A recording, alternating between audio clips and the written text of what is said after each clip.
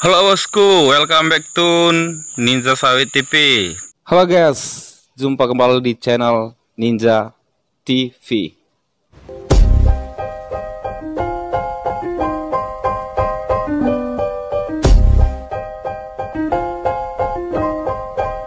Terima kasih banyak untuk kalian yang selalu setia di channel ini. Dan selamat datang saya ucapkan untuk kalian yang baru bergabung di channel ini. Saya ucapkan terima kasih banyak untuk kalian yang sudah subscribe juga di channel ini. Dan bagi kalian yang belum subscribe, mari jalin silaturahmi sama-sama di channel ini dengan like video ini dan tekan tombol subscribe. Terima kasih banyak untuk kalian semua yang selalu setia di channel ini. Hari ini saya akan membahas sedikit hal yang penting untuk kalian sebelum kalian berangkat untuk bekerja di Malaysia. Tentunya teman-teman sudah banyak mendengar bahwa Malaysia adalah salah satu tujuan target utama para pekerja Indonesia untuk mengadu nasib, mengambil, mencari, berjuang, mendapatkan rezeki. Ada banyak faktor ya. Salah satunya adalah jarak antara Malaysia dan Indonesia itu sangat dekat.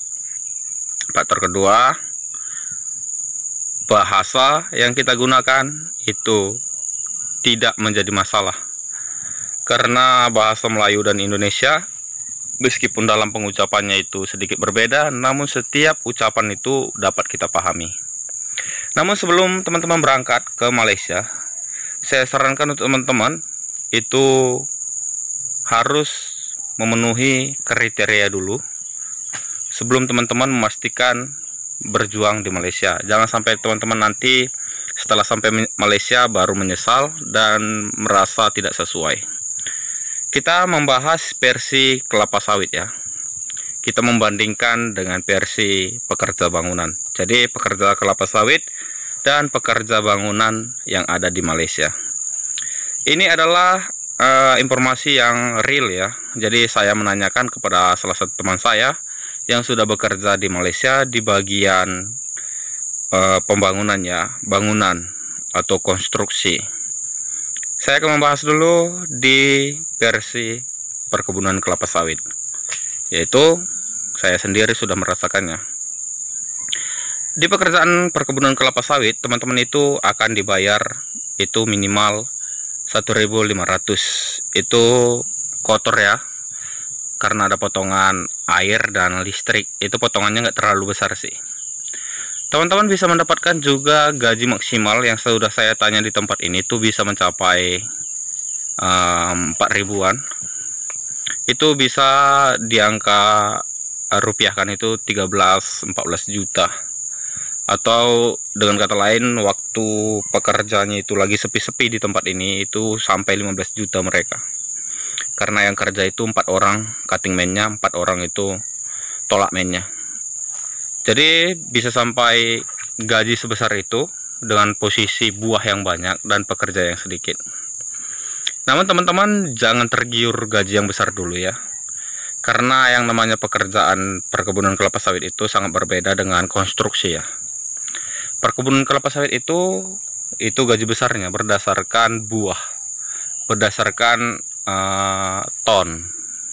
Jadi kalau tonnya besar, kalau tonnya banyak, itu tentunya teman-teman pasti akan mendapatkan gaji yang besar, gaji yang banyak. Tapi yang namanya alam ya, tumbuhan itu nggak bisa kita prediksi. Contohnya seperti yang saat ini kami rasakan ya, itu curah hujan yang kurang dan juga kondisi buah juga kurang baik, sehingga hasil panen untuk bulan ini tuh nggak terlalu baik. Itu berpengaruh kepada penghasilan yang didapatkan oleh pekerja perkebunan kelapa sawit. Jadi untuk bulan ini kami nggak bisa berharap banyak karena kami masih dibayar dengan gaji basic.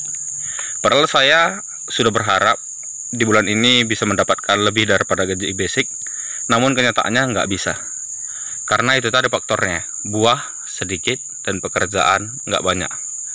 Apa yang kita kerjakan di tempat ini itu nggak banyak. Jadi cuma bisa pruning lah. Sedangkan gaji yang membuat kita bisa menerima gaji besar itu penghasilan dari buah. Jadi seperti itulah teman-teman. Dan pekerjaan OT-nya pun di tempat ini itu nggak semuanya bisa mendapatkan pekerjaan OT. Oke lah, itu untuk racun, untuk baja mungkin saja bisa, untuk driver mungkin saja bisa. Tapi untuk kami yang pekerja borongan untuk pemanen, tolak men, dan juga loading, itu nggak akan bisa. Karena kami nggak akan bisa melakukan hal tersebut kalau buah sedikit. Jadi gimana mau OT? Gimana mau OT itu driver? Sedangkan buah sedikit, OT ngapain kan? Sedangkan selama ini kalau ada OT itu karena buah banyak, nggak bisa diselesaikan dengan waktu yang normal. Maka dari itu ditambahkanlah waktu tambahan yang disebut dengan OT. Dan dari situlah kadang-kadang bisa menambahkan gaji pekerja kelapa sawit itu bisa menjadi lebih besar lagi. Jadi untuk tolak men, loading juga nggak bisa gajinya besar, karena perhitungan jumlah gajinya itu berdasarkan ton. Tapi syukurnya kalau kita bekerja di Malaysia, nah syukurnya kita itu sudah ada gaji patokan. Jadi kita nggak akan bisa mendapatkan gaji kurang di antara 5 jutaan lah. Itu tergantung juga nilai tukar ringgit ke rupiah. Jadi seperti itulah perhitungan gaji di Malaysia secara ringkasnya aja ya. Kalau teman-teman mau secara mendetail, silakan gunakan kolom komentar di bawah ini, komen. Teman-teman mau sedetail apa penjelasannya, saya akan jelaskan ya. Karena saya saat ini mau ringkas-ringkas saja. Dan kita bandingkan untuk pekerja di konstruksi atau pembangunan ya, atau pekerja bangunan. Dan saya sudah menanyakan kepada teman saya, itu bagian konstruksi, itu yang belum mahir, atau yang masih ikut-ikutan, atau masih dalam bahasa Indonesianya itu dalam bahasa lapangannya kene ya, yang bantu-bantu. Itu mereka dapat gaji minimal itu pastinya itu di angka 1.500, itu nggak akan lepas, sama seperti pekerja kelapa sawit. Karena gaji 1.500 itu adalah patokan gaji yang ada di Malaysia saat ini. Jadi itu memang gaji standarnya. Namun pekerja konstruksi itu mempunyai nilai plus karena mereka mempunyai jam OT yang besar. Jadi setiap hari mereka pasti mendapatkan jam OT. Setiap hari mereka pasti mendapatkan waktu kerja tambahan. Jadi jika mereka nggak malas-malasan, saya tanya kepada teman saya yang sudah bekerja ya, ini informasinya nggak saya tambah-tambahi. Dia bisa mendapatkan gaji di angka 3.000. Itu dia ikut OT dan nggak malas-malas kerja, nggak ada dia nggak ada dia absen kerja. Setiap hari dia kerja, hanya saja nanti di waktu hari Jumat mungkin dia libur. Dia mendapatkan bisa digaji 3.000 ringgit kurang lebih, atau jika dirupiahkan mungkin gajinya mencapai 10 juta satu bulannya. Nah, jadi besar ya. Jadi bisa teman-teman bayangkan gimana mendapatkan gaji di Malaysia itu gampangnya jika dibandingkan dengan Indonesia ya. Untuk profesi yang sama, nanti teman-teman bandingkan untuk pekerja PT Freeport ya beda juga. Jadi seperti itulah perbandingan pekerja yang ada di Malaysia di perkebunan kelapa sawit dan di bangunan atau konstruksi. Dan pekerjaan mereka itu stabil. Beda sama pekerja perkebunan kelapa sawit ya. Jadi mereka itu konstruksi biasanya memakan waktu beberapa tahun. Jadi mereka stabil, nggak akan mungkin terpengaruh cuaca. Kalau mereka bekerja terpengaruh cuaca, mereka akan mengerjakan bagian dalam dulu. Jadi meskipun hujan mereka tetap bekerja. Jadi beda dengan perkebunan kelapa sawit. Jika hujan itu tentunya nggak bisa bekerja, jadi buah tonnya pasti akan menurun, penghasilan juga akan terpengaruh menurun. Jadi teman-teman bisa teman-teman bandingkan pekerjaan konstruksi dan pekerjaan perkebunan kelapa sawit. Untuk resiko saya rasa semua pekerjaan mempunyai resiko yang sama ya. Tergantung cara kita bekerja, tergantung cara kita berhati-hati dalam bekerja. Namun nilai plusnya itu di perkebunan kelapa sawit itu kita bekerja itu nggak seberat di konstruksi ya. Yang namanya di Malaysia itu tentunya konstruksinya itu tinggi-tinggi, bukan bangun rumah satu lantai aja. Itu bisa mencapai puluhan lantai. Bisa nyampe ujung ya. Bisa nanti nggak kita nampak lagi orang yang ada di ujung bangunan itu. Jadi resikonya sangat besar di pekerjaan konstruksi. Tapi penghasilan yang mereka dapatkan juga lumayan besar.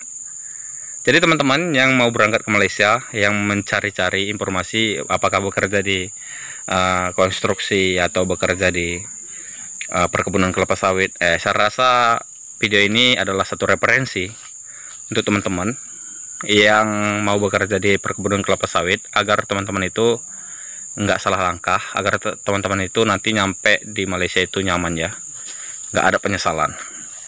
Jadi yang perlu saya informasikan terakhir itu adalah pastikan teman-teman mempunyai izin kerja yang resmi, paspor, permit, itu semua sudah lengkap. Jangan sampai ilegal atau kosongan di tempat ini, karena itu akan membahayakan teman-teman sendiri dan menghambat teman-teman untuk bekerja mencari rezeki ya. Saya rasa seperti inilah informasi singkat yang bisa saya bagikan untuk hari ini. Jangan lupa untuk tetap dukung channel ini bosku, like dan subscribe, dan juga share video ini jika menurut teman-teman video ini penting untuk teman-teman share. Silahkan share di media sosial teman-teman. Dan jika ada pertanyaan seputar apapun itu mengenai Malaysia atau pekerjaan yang ada di Malaysia, silahkan tinggalkan komentar teman-teman di bawah video ini. Terima kasih banyak sudah setia, sudah menonton video ini sampai dengan selesai. Saya undur diri, sampai jumpa di video berikutnya. Oh ya, kita tembuskan 1000 subscriber di bulan ini, sedikit lagi. Jadi gunakan jempol teman-teman atau telunjuk teman-teman, support channel ini, jalin silaturahmi, tekan tombol subscribe yang ada di bawah video ini berwarna merah. Dan jika ikon loncengnya muncul, silakan tekan untuk pemberitahuan semua.